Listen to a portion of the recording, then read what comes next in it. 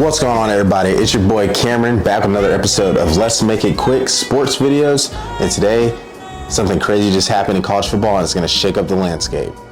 With that being said, we're going to talk about USC and UCLA, two storied, historic programs in all their respective sports, wanting to leave, pack up their bags, and join and jump the Big Ten.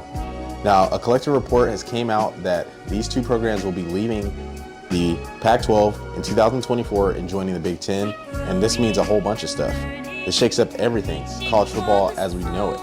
As you guys have not known, or if you do know, Texas and Oklahoma are leaving in 2025 to join the SEC. Now, this causes these other programs, these other conferences to make adjustments, to change, to make moves. And that's what we're seeing firsthand right here. USC and UCLA, according to reports, have reached out to the Big Ten, not the other way around, not the Big Ten reaching out to them, to join the conference and add value to that conference. Now, this is going to mean a lot of things. One, the Pac-12, as we know, is going to be completely shaken up. There's still teams in the Pac-12 that are very good. You got your Washington and Oregon, two teams who have actually made the college football playoff since it has started. USC and UCLA have not.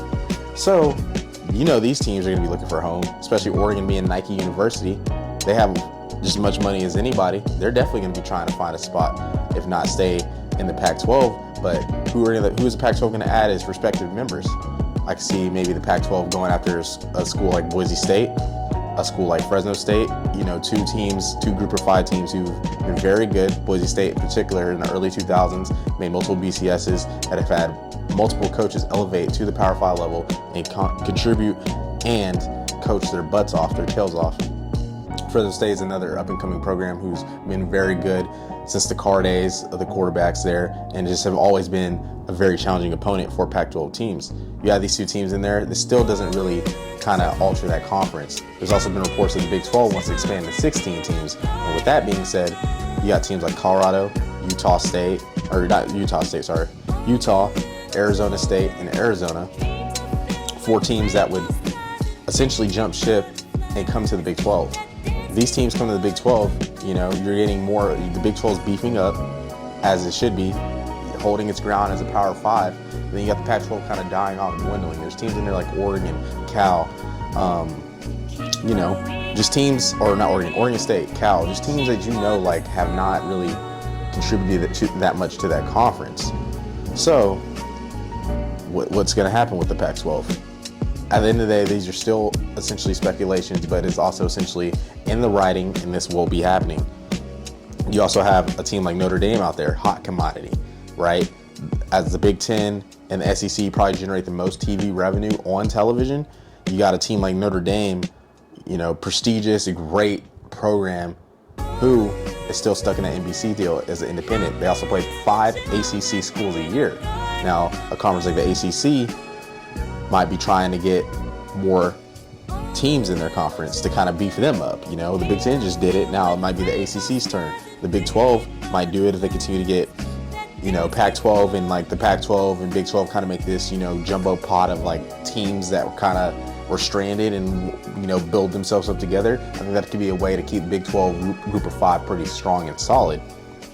But you also got, if Notre Dame decides to join a conference, I think there's going to be a lot of suitors for them. I think you're going to have the Big Ten. You know, it makes a lot of sense geographically. You know, they also play Michigan a lot. They played Ohio State this year. They played Penn State.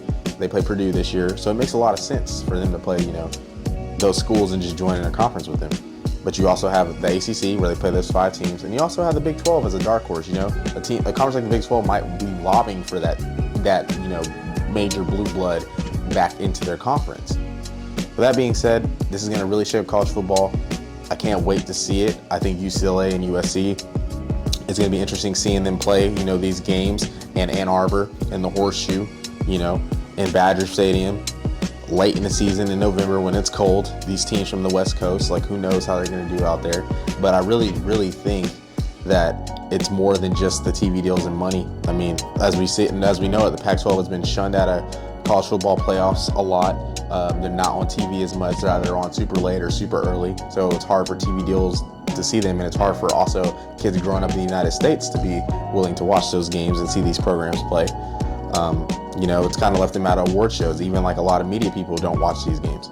So with that being said, I really can't wait to see what Just for College Football, and God, I'm so excited. But it's your boy Cam, back with another opinionated Let's Make It Quick sports video, and we'll see you guys next video. Make sure you like, comment, and subscribe. You can find us on all socials, and we're gone.